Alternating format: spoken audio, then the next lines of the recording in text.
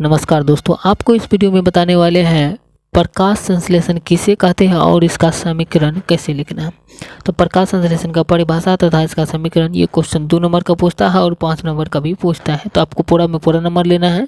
तो चलिए लिख चलते हैं क्वेश्चन पे, इसका आंसर बताते हैं कैसे लिखना है एग्जाम में। सबसे पहले प्रकाश संश्लेषण क्या है, इसका परिभाषा लिखने के लिए सबसे पहले जो यहाँ पे उत्तर दे देना है, उत्तर दे करके लिखना है प्रकाश संश्लेषण हरे पौधे द्वारा, यानी जो है हरे पौधे सूर्य के प्रकाश द्वारा क्लोरोफिल नामक वर्णक की उपस्थिति में CO2 और जल के द्वारा कार्बोहाइड्रेट जिसे भोज्य पदार्थ कहा जाता है इसका निर्माण करते हैं और ऑक्सीजन गैस बाहर निकालते हैं। इस प्रक्रिया को प्रकाश संश्लेषण कहते हैं। तो प्रकाश संश्लेषण में क्या होता है, आपको यहाँ से एक बार और अच्छे तरीके से समझाते हैं। एक इस तरीके से ये एक वृक्ष है, जैसे वृक्ष देख सकते हैं, और वृक्ष में क्या होता है, ये वृक्ष है और वृक्ष में यहाँ पर पत्ती सब जो होता है, पत्ती सब पर जो है यहाँ पे भोजन का निर्माण होता है पत्तियों में।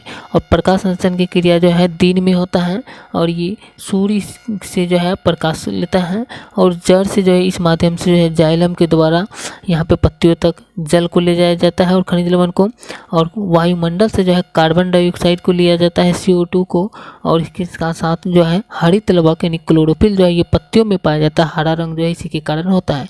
ये चारों मिलकर जो भोजन का निर्माण करते हैं और पूरे पौधे जो है फिर इसके बाद पूरे पौधे में जो है सभी भागों में जो है फ्लोएम के द्वारा जो है भोजन को पहुंचाया जाता है। फिर ये जो पौधे जो है इस तरीके से भोजन बनाते हैं और करते हैं। तो इस तरीके से लिख सकते हैं। इसका परिभाषा यहाँ पे देख सकते हैं, इस तरीके से परिभाषा आप लोग लिख सकते हैं। तो आप लोगों को पूछा जाता है कि प्रकाश संश्लेषण की क्रिया के लिए जो है कितने पदार्थों का आवश्यकता होता है। तो 4 का याद रखना, 4 पदार्थों का आवश्यकता होता है। CO2 और H2O यानी H2O मतलब जल होता है, और इसके बाद जो है इसके बाद जल हो गया, CO2 हो गया, और सनलाइट हो गया यानी सूर्य का प्रकाश हो गया, एक हो गया क्लोरोफिल हो गया जो पत्तियों में पाया जाता है। इस तरीके से जो है 4 पदार्थ मिलकर के प्रकाश संश्लेषण की जो है क्रिया करता है। और इसके बाद जो आपको यहाँ पर दिखा दे कि यहाँ पर जो प्रकाश संश्लेषण का जो यहाँ पर समीकरण, प्रकाश संश्लेषण का जो है समीकरण यदि आप लिखना चाहते हैं तो समीकरण का जो यहाँ पर हम यहाँ पे चित्र लगा देते हैं, समीकरण का जो एक फोटो यहाँ पर लगा देते हैं, इसको यहाँ पे उतार लेना आप लोगों को जो है कॉपी में। इसके बाद प्रकाश संश्लेषण का महत्व बताते हैं क्या है। 5 नंबर का क्वेश्चन ये इस तरीके से पूछेगा तो बताना है।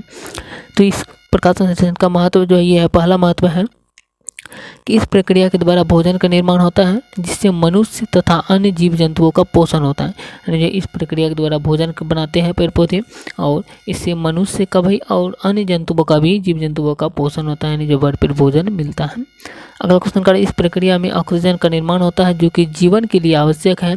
जीव श्वसन द्वारा ऑक्सीजन ग्रहण करते हैं जिससे भोजन का ऑक्सीकरण होकर शरीर के लिए ऊर्जा प्राप्त होती है। तो इस प्रक्रिया के द्वारा क्या होता है, ऑक्सीजन का निर्माण होता है जो कि जो है मानव जीवन के लिए या जीव जंतुओं के लिए बहुत ही आवश्यक है।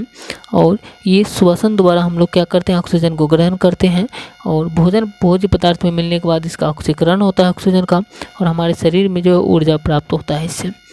अगला महत्व जो है, महत्व है कि इस क्रिया में CO2 ली जाती है, कार्बन डाइऑक्साइड गैस को जो है प्रकाश संश्लेषण की क्रिया में जो है पौधे लिया जाता है पौधों के द्वारा, और पर्यावरण में जो है ऑक्सीजन को जो है बाहर छोड़ता है, यानी जो ऑक्सीजन और CO2 की मात्रा संतुलित रहती है इससे।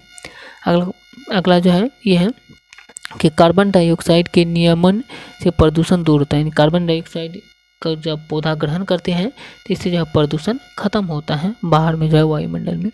अगला क्वेश्चन करा, प्रकाश संश्लेषण के ही उत्पाद खनिज तेल, पेट्रोलियम, कोयला इत्यादि हैं जो करोड़ों वर्ष पूर्व पौधों द्वारा संग्रहित किए जाते हैं।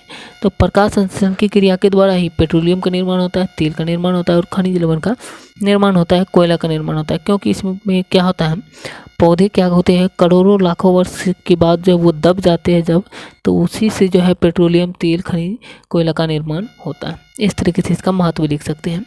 तो वीडियो कैसा लगा आप लोग कमेंट करके बताइए। अगर अच्छा लगा है तो वीडियो को लाइक शेयर कीजिए। मिलते हैं नेक्स्ट वीडियो में इसका अगला क्वेश्चन लेकर के किसी नए क्वेश्चन के साथ, सिलेक्टेड क्वेश्चन के साथ।